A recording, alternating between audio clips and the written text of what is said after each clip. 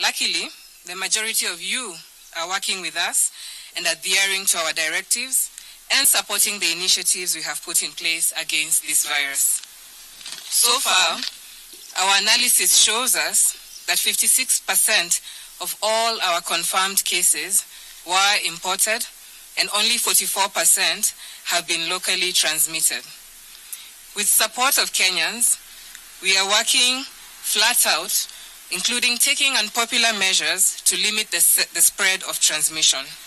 So far, we have succeeded in containing the imports, and in the last few days, the very few cases are emanating from our regional quarantine centers.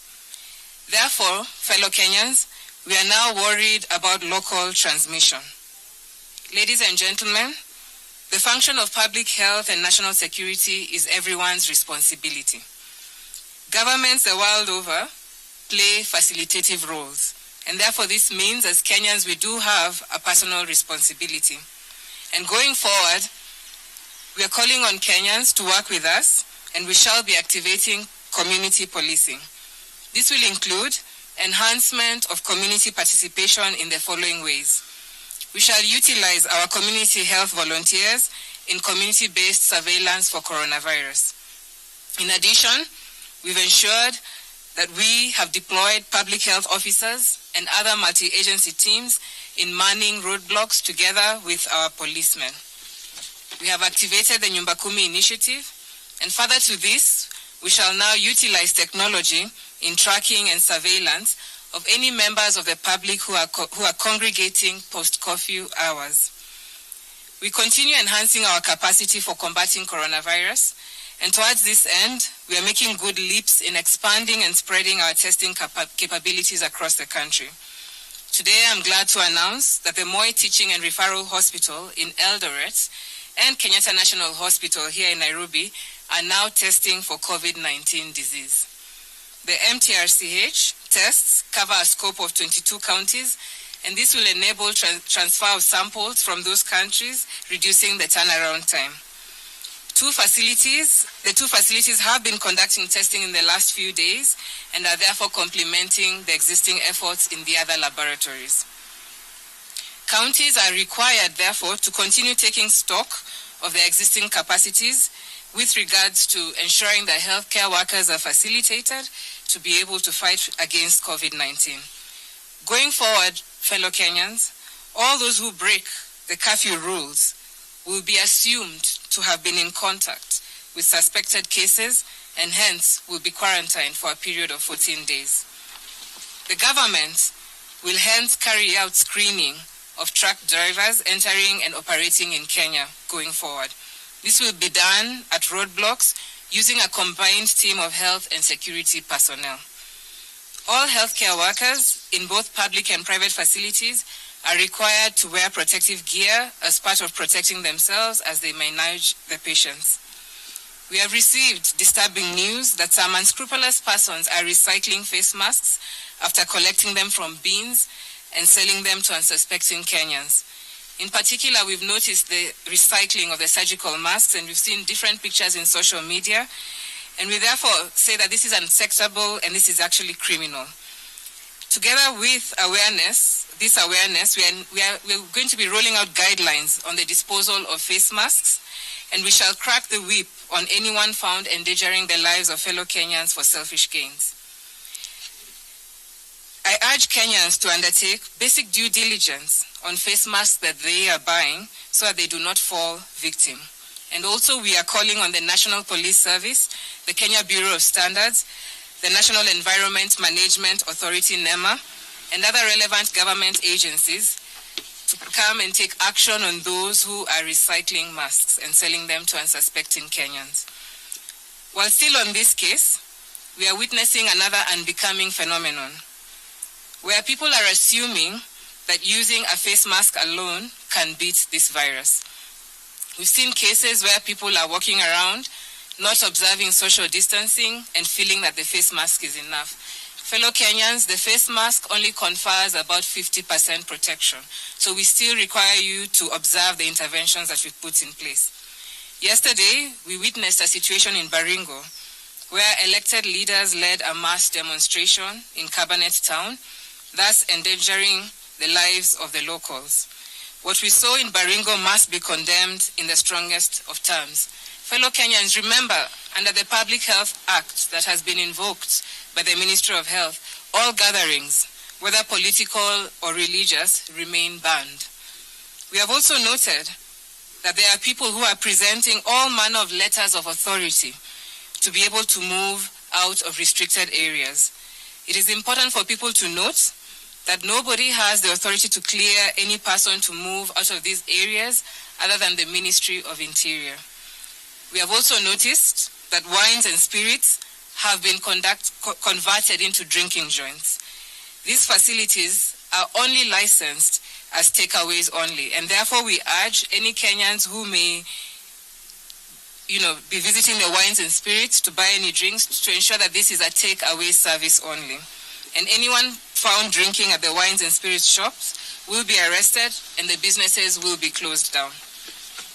Yesterday, fellow Kenyans, we emphasized on the importance of nutrition in boosting the immune system.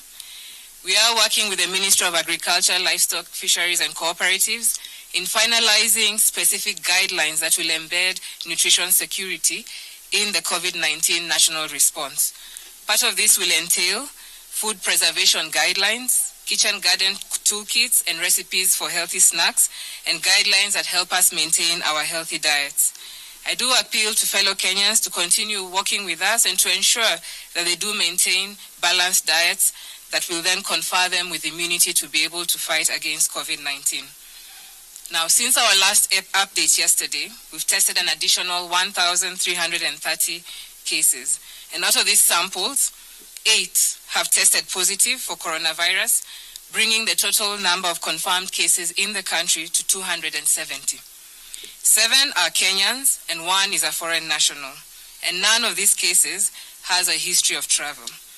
3 emanated from our quarantine centers, and 5 were picked by our surveillance teams from various parts of the country. 4 are from Mombasa, 3 Nairobi, 1 Kajiado, and all aged between the ages of 17 and 65 years old.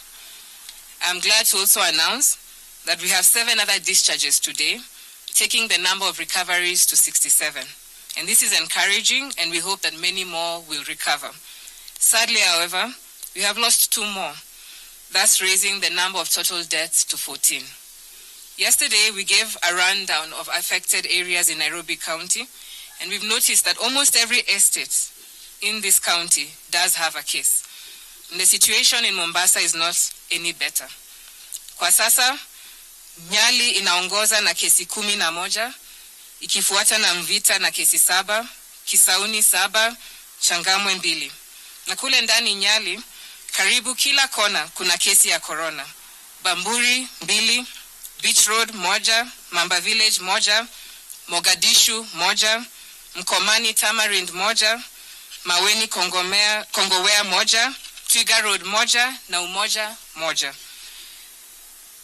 Kwa hivyo huu ugonjwa umeenea kila pahali Mombasa. Na ni jukumu la kila Mkenya kumshika mkono gavana wa Mombasa Ali Hassan Joho pamoja na serikali kuu kuongeza juhudi za kukabiliana na hili janga. A total of 2,661 contacts have been monitored, and out of which 2,047 have been discharged. 614 contacts are on follow-up at the moment. Fellow Kenyans, so far we've conducted 13,239 tests.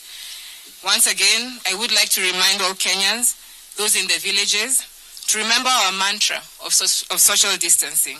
Remember to wash your hands often with soap and running water. Remember to wear your face masks. Remember to observe basic hygiene, and remember to stay at home.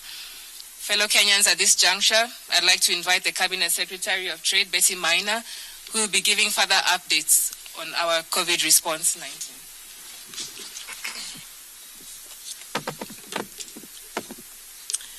Thank you very much, Dr. Mwangangi. Good afternoon, everyone. I wanted to just give an update on our capacity to manufacture medical commodities here in Kenya, and also to send another challenge to the business community to rise up to the task. I think when we first spoke about this, that was about 3 weeks ago, we did give the undertaking that the Kenyan business community was capable of producing medical commodities. And in the last 3 weeks, we've seen a lot of innovations come on board. The Kenya Bureau of Standards has outlined the specifications and the standards for material for the production of masks. And those have been outlined and they are available for free from the Kenya Bureau of Standards website. Those and also certification for any of manufacturers who would like to manufacture these PPEs has also been undertaken for free by the Bureau of Standards. To date, we have certified 9 government institutions for the manufacture of PPEs, and 34 private institutions have also applied and have received certification. And together, those are capable of producing 1.5 million face masks each day. And these are face masks that are made of cloth. There's also work in progress in designing and an approval of ventilators by at least 5 institutions. Toyota Kenya, Kenyatta University, Dedan Kimathi University, Numerical Machining Complex, and the Kenya Association of Manufacturers Automotive Sector. Therefore, I am pleased to announce that there is local capacity for at least PPEs and face masks. I think for PPEs, we've certified 5 companies so far, and the Ministry of Health has placed orders for that, for the delivery of PPEs. There's also local capacity for supply of hospital beds, which are available from different manufacturers, and as and when needed, we look forward to orders being placed by the Ministry of Health. Now, one of the challenges that the Minister for Health has mentioned repeatedly is the need for mass testing in the country and the absence of commodities to support mass testing.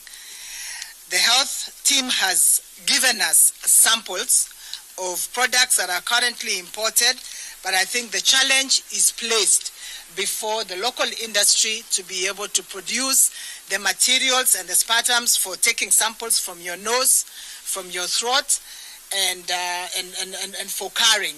And after I've looked at it, it's actually a plastic, some plastic material. So I think the challenge is still being given to the local industry to supply these commodities so that the government is able to undertake mass testing.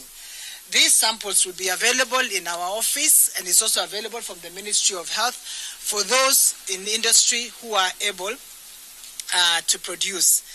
We've also noted other innovations by the business community, such as, contactless sanitation and hand washing facilities. We have seen innovation for spray dents that can be utilized in markets.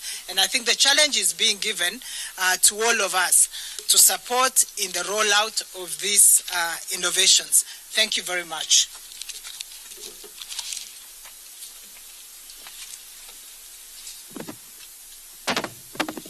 We would now like to receive questions.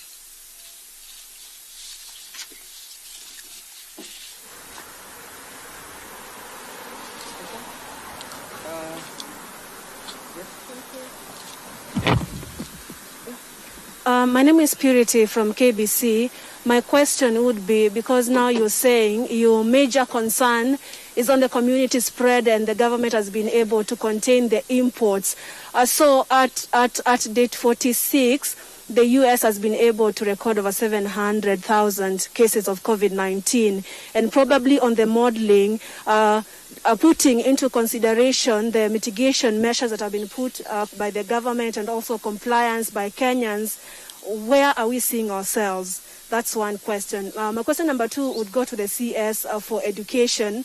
Professor George Magoha, the head of state during his address this week said that you look at what works for the children. Probably any update on that?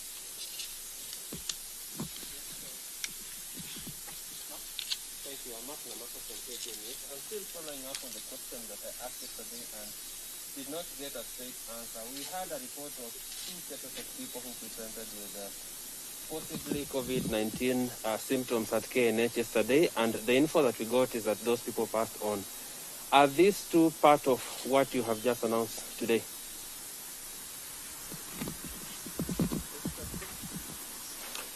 Maybe my question will, last week you said that the first phase of mass testing will be targeting about 12,000 kits being deployed.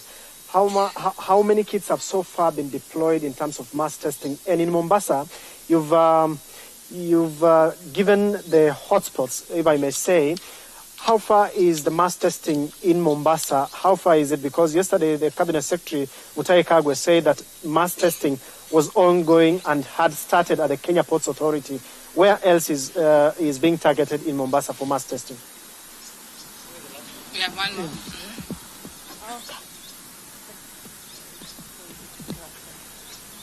I am Vera Okeo from Nation Media Group. Still following up on targeted mass testing, because I hear you're not doing mass testing. I would like to know the strategies that you use to decide if you're going to say Kibera. How would you decide where you're going to Kibera? And then there's a question I've been asking about non-COVID-19 centers, which are recording deaths that are related to acute respiratory infections. Like, how do you rule out this is pneumonia or, respiratory distress, because those numbers are not adding up to what you announced? Thank you. Right. So let me begin by tying in Purity and Vera's question, because they're all related. Earlier on in the response to COVID, we were able to share with you one of our models. We are working with different experts, and as it stands right now, we have several models that are all based on different assumptions. When you're putting together a model beyond the epidemiological function that you would use in putting together a model, you'd be looking at the behavior of the country, how people respond to the measures that we've put in place. And this is highly important, especially when you're looking at the measure of social distancing. How are Kenyans adhering to that measure?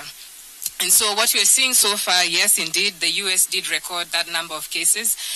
We do know with local transmission, we are bound to be seeing increased cases within the country.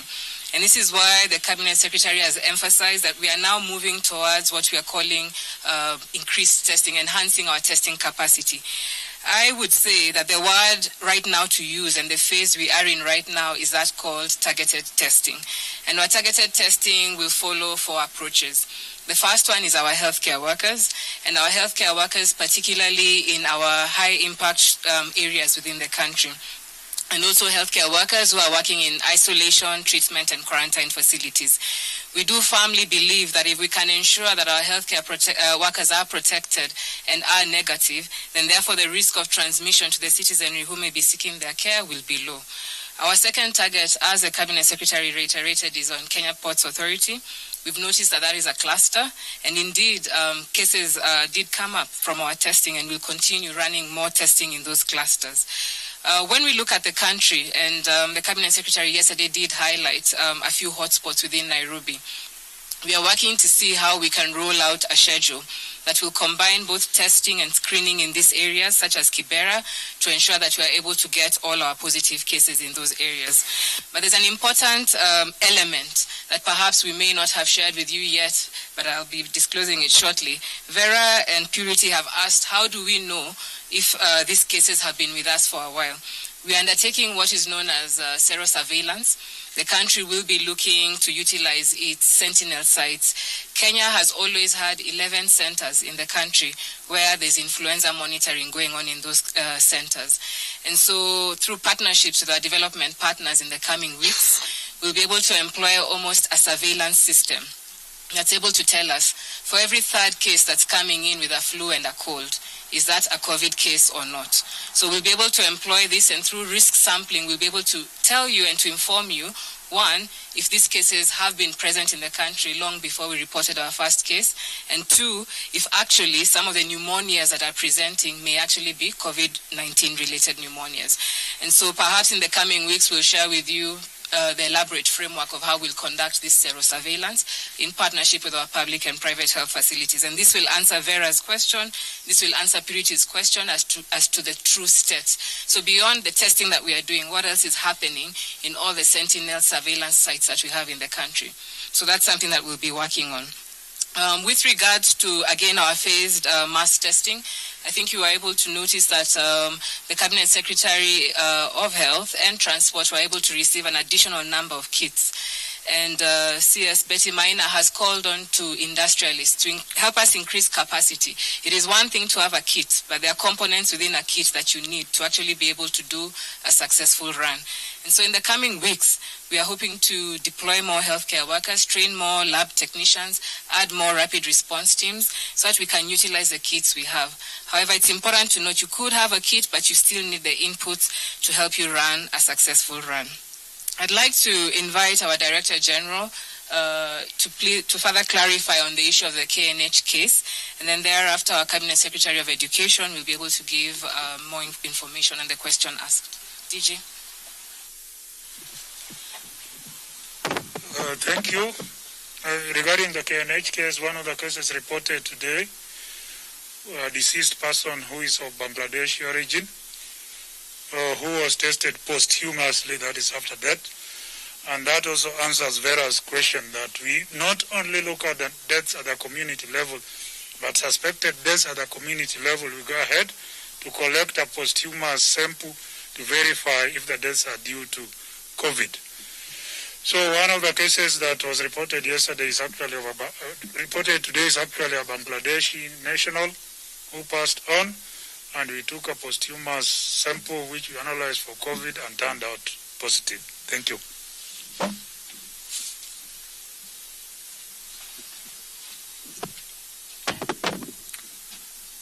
From the broader government perspective,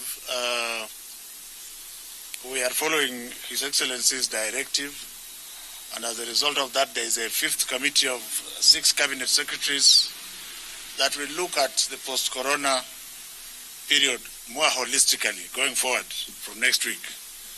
But from the perspective of the Ministry of Education, I would like to state that we have been very methodical in what we are doing, and that by the time His Excellency was issuing his directives, we had done significant work, which at this point we would like to share with him first before we go public. And for the avoidance of doubt, I want to restate as follows, that up to this moment, nobody has thought of postponing the examinations, the national examinations, both the primary school exams and the secondary school exams. And to the best of the government's ability, the children are getting online learning, as I stated last week. I am aware that the parents are very, very apprehensive, but they should be fair to themselves, because government has not pronounced itself that the exam will be postponed. And after His Excellency the President concurs with what the Ministry of Education has methodically gone through, I hope that during the course of next week, we shall tell you the various scenarios that we have come up with, and not all of them involve a doomsday situation.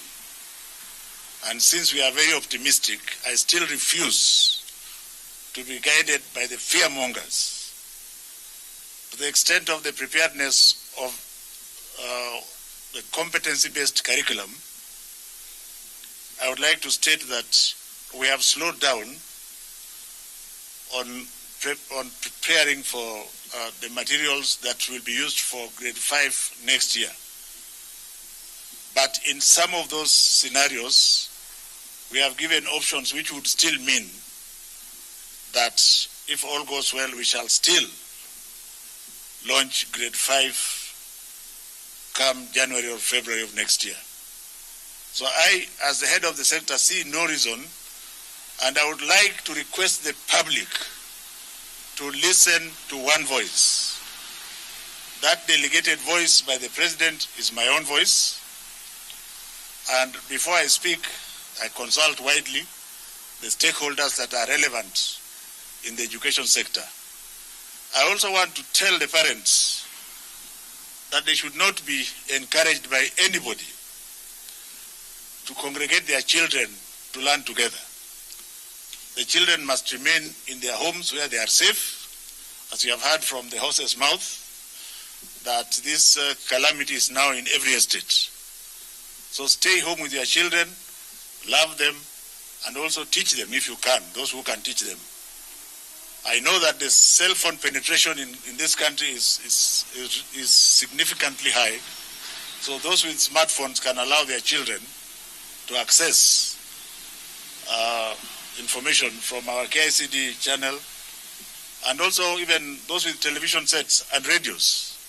All these put together will invariably just leave a small number of children, and that number is what is giving us sleepless nights. Let's leave it there for now, and I would want the members of the Fourth Estate to continue to encourage, because I have seen in some situations they want to get many opinions. Mine is to tell you that we have one people and one government and one leader. So you listen to one voice, and that voice is the anointed voice that will tell you what His Excellency the President wants you to hear. Thank you very much.